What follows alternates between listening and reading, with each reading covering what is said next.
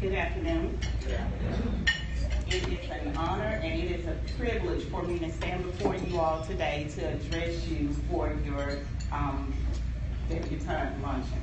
When Tina asked me to do this, I didn't hesitate in answering to her for me to do this and to do this for all of you. I'm thankful for this opportunity. You don't get opportunities like this very often to speak, especially in front of young people who are starting to make their mark on society.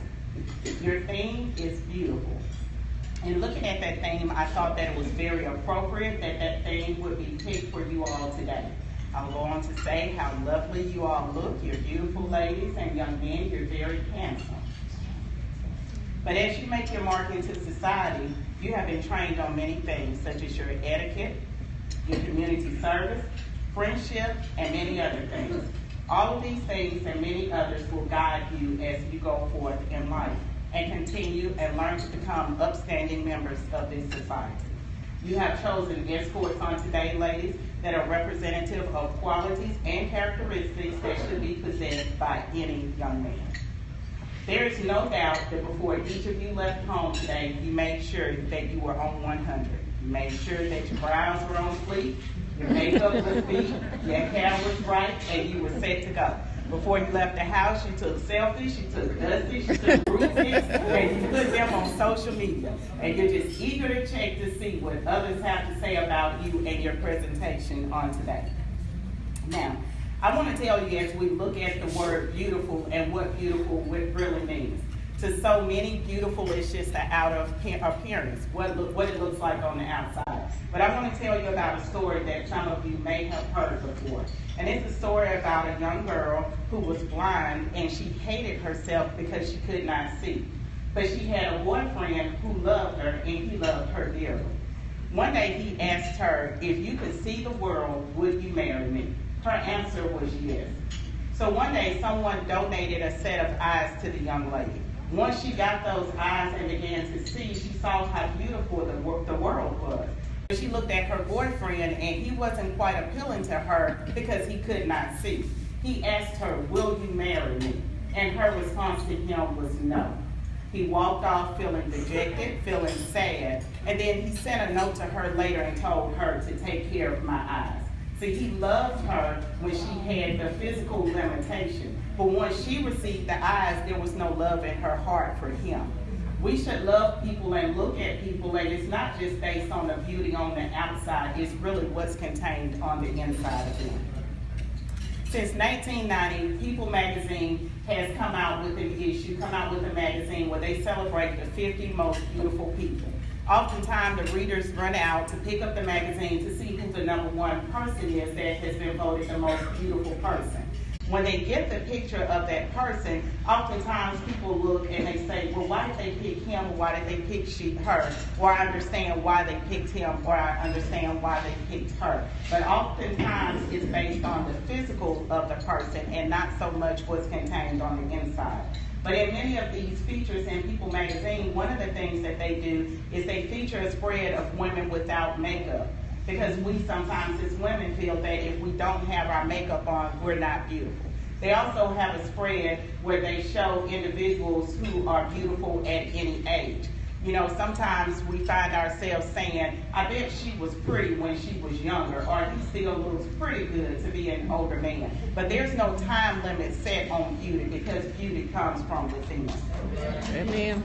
Oftentimes when we think of celebrities that are beautiful, our minds take us to the Beyonce, the Kelly Rowland, and Morris Chestnut, and Idris Elba, and all of these people because physically they look the way that we think they should look. But we don't know anything about them and their true character. We just know the things that the media relays to us in terms of how they live their lives. Try as we may, it is difficult to teach someone how to be beautiful. When I talked to Tina earlier and she told me about the theme, she told me that the theme came from the song Beautiful by Christina Aguilera. And in part of the lyrics of that song, she says, now and then I get insecure. She goes on to say, but I am beautiful in every single way. Words can't bring me down, no matter what we do, no matter what we say, full of beautiful mistakes. And that's how we are. We can be insecure at times. Most of the time we have people who think that they're beautiful simply because they have just stepped out of the shop, everything they have on is new, and everything is just on point. But we should be beautiful all the time because it comes from the inside. So here's an example of someone who was beautiful that turned out to be not so beautiful. You may remember the movie, There's a Thin Line Between Love and Hate. There was a character played by Lynn Whitfield. She was beautiful, she was classy, she was everything. She was the epitome of all that. Martin's character fell in love with her, and their relationship blossomed for a little while. But as soon as that relationship ended, he saw the other side of her. He saw a crazy, cold, calculating, manipulative woman. And that was what was on the inside of her heart. So it changed his way of thinking about her from being a beautiful person to being a not so beautiful person. So again, I say to you that beauty comes from within. Now, truthfully speaking, we can all be a bit insecure at times about ourselves when we think that others may be looking at us and judging us. And judging is not a good thing for us to do, especially when we're making decisions on people and we're deciding how we're going to act towards people, how we're going to respond to them, how we're going to carry ourselves. We should be careful when we are judging others. But I want to give you 3 things that will help you to ensure how to become beautiful. 1, beauty is a heart thing. Don't ever let anyone tell you that the heart does not matter. Have you ever seen anyone on the outside, they look beautiful? I mean, you see them, your heart starts beating fast, you get a quiver in your liver, all of this, because they just look so good to you. But then they open their mouths. And the things that come out of their mouths are just ruthless. They are mean, they are cold-hearted towards others, and they just have no empathy towards others. Once you get to know people and you get to know them in that realm, then you forget all about the beauty. Because you will say, yeah, they look good, but. Yeah, they look good, but. You don't want to be known as looking good, but you want to be known as a beautiful person. The second thing is, be you. Why in the world would you want to be anybody else? Be you. Judy Garland said, it is better to be a first-rate version of yourself than a second-rate version of anyone else. So be you. Be the funny, the smart, the goofy, the awkward person that you are. Those are the characteristics that make you original, and those are the characteristics that make you original. Don't focus on acting like someone else or being like someone else. It's easy to get caught up in fashion and cars and relationships and relationship goals and all of that, and then you lose happiness. You lose who you really are. The truth of the matter is, if you're not careful, your focus on those things could change you from being the beautiful person that you are to a cookie-cutter image of someone else.